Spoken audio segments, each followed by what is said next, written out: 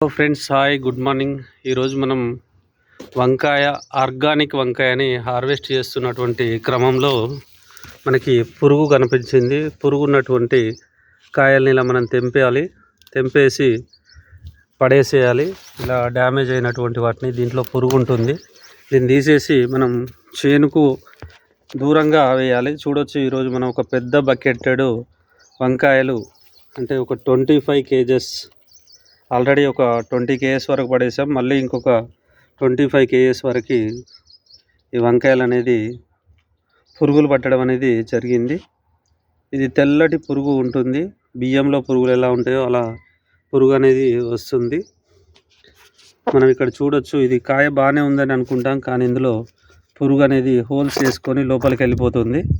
ఇక్కడ చూడొచ్చు, ఇది కాయ చూస్తే బాగుంది, కానీ ఇందులో పురుగు ఉంది.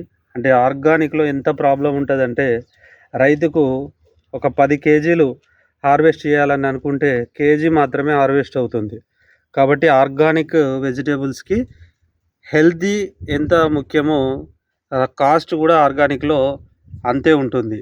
మామూలుగా పెస్టిసైడ్స్ వేయడం వల్ల పెరిగినటువంటి కూరగాయలన్నీ కూడా ఒకే సైజు, ఒకే మోతాదులో వస్తూ ఉంటాయి. మరియు ఎక్కువగా పెస్టిసైడ్ను పట్టుకొని ఉండడం వల్ల ఇక్కడ పురుగు అనేది రాకుండా ఉండి ఎక్కువగా క్రాప్ రావడానికి అవకాశం ఉంటుంది. కాబట్టి జాగ్రత్త. మీ ఆహారాన్ని, మీ ఆరోగ్యాన్ని మీరే కాపాడుకోండి.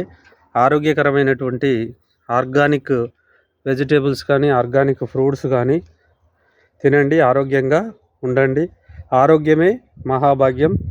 డబ్బు ఈరోజు ఉంటుంది, పోతుంది, కానీ ఆరోగ్యం ఉంటే మనం ఎంతైనా డబ్బును సంపాదించుకోవచ్చు. కాబట్టి జాగ్రత్తగా ఉండండి. అయ్యో, రేటు ఇంత కాస్టా అని ఆలోచించకండి. మనం అనవసరమైన వాటికి ఎంతో ఖర్చు చేస్తున్నాం. రేపు హాస్పిటల్లో పడితే లక్షలు పెట్టాల్సి వస్తుంది. కాబట్టి మనం రకరకాలైనటువంటి మందులను మనం వినియోగిస్తున్నాం. అన్ని మందులను, పెస్టిసైడ్లను డైరెక్ట్గా తీసుకుంటున్నాం. కానీ ఆర్గానిక్లో వచ్చినటువంటి వాటిని తీసుకోవడం వల్ల మనకి హెల్త్ అనేది చాలా బెనిఫిట్గా ఉంటుంది. లీవ్స్ విషయంలో కనుక, ఆకుల విషయంలో కనుక వస్తే, ఆకుకూరలు డైరెక్ట్గా స్ప్రే చేస్తారు. వాటి వల్ల మీ ఆరోగ్యం పాడవుతుంది. అలాగే కూరగాయల విషయంలోకి వస్తే, మీకు డైరెక్ట్ సీడ్ నుంచే మీకు పెస్టిసైడ్ అనేది స్ప్రే చేయడం జరుగుతుంది. పూత దశలో స్ప్రే చేస్తారు, కాయ మీద కూడా స్ప్రే చేస్తారు.